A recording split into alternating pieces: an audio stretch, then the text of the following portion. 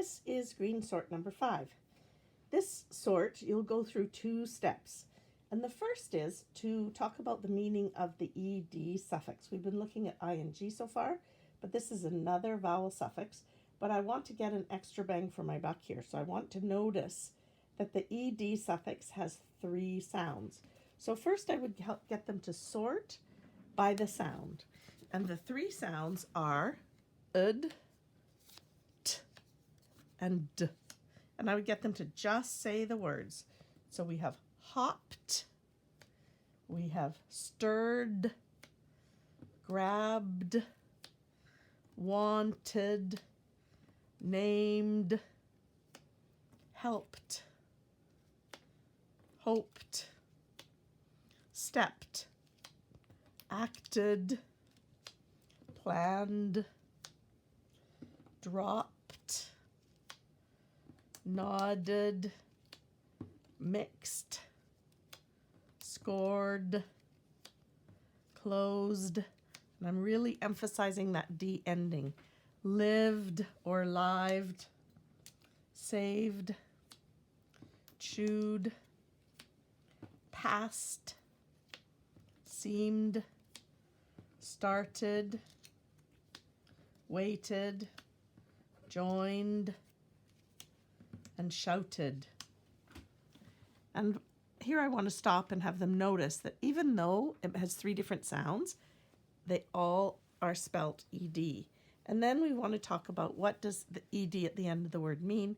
That means it's something that happened in the past. It's not happening now, like with the ing suffix, but it's happened in the past. Whether it's said ud, t, or d, it's all spelt the same. So that's the first sort, and that's just a sort for the sound. And that's important because ed is a suffix that is often misspelled as just t or d or any vowel plus d, whichever one it sounds like. And then we'll get on to the main lesson here, which is we've looked at ing suffix, but let's look at ed, another vowel suffix. And are we going to do double, e-drop, nothing, or oddball? And I would get them to start by seeing if they could spell hopped and hoped, which is just like a little thing in your brain that you can think about that helps you remember which one has a long sound, which O has a long sound, and which one has a short sound. So I would say, how do you spell hop? And hopefully someone would say H-O-P. And I would say, so what would you have to do if you had to put it in the past and add an ed suffix? And they would hopefully say, oh, you need to double the P. So it stays hopped. And then I would say, how do you spell hope? And someone would say H-O-P-E. And I would say, what do you do when you add the ed suffix? Can we have 2 E's together? No, so we drop the E at the end of hope and then add the ed suffix. We never say that we're dropping the E from the ed suffix. The suffixes are units that stay the same. It's always the base word that loses its E. And then I would get them to sort the other words as they come up. Oh, I forgot to do a nothing. There we go. Joined, no change. There's join, no change. And they're going to get faster and faster at this.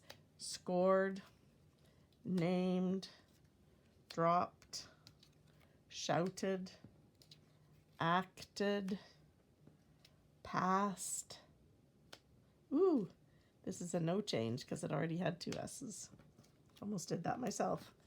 Wanted, started, planned, helped, and here's mixed. And we already learned when we did fixing that there's no double X, and so we know that that goes there. We already learned when we did OW for snow and then added ing that when we have a vowel and a W, that's considered an open syllable. So chewed goes there. Saved is an E drop. Lived. Closed is an E drop. Grabbed is a double. Waited is no change. 2 more. Stepped is a double. Stirred is a double. Seemed is no change. And nodded is a double. So we have 2 oddballs here. And I would also point out that lived and lived are two different pronunciations of this word, but they're spelt the same. So if you're long-lived, it means you're going to live a long time, but I lived yesterday. So there's another meaning of that word, which is spelt the same, and so I would talk about what is a homograph, words that are written the same. And so that's an introduction to that. I don't think there's anything else to say about this one. Thank you so much.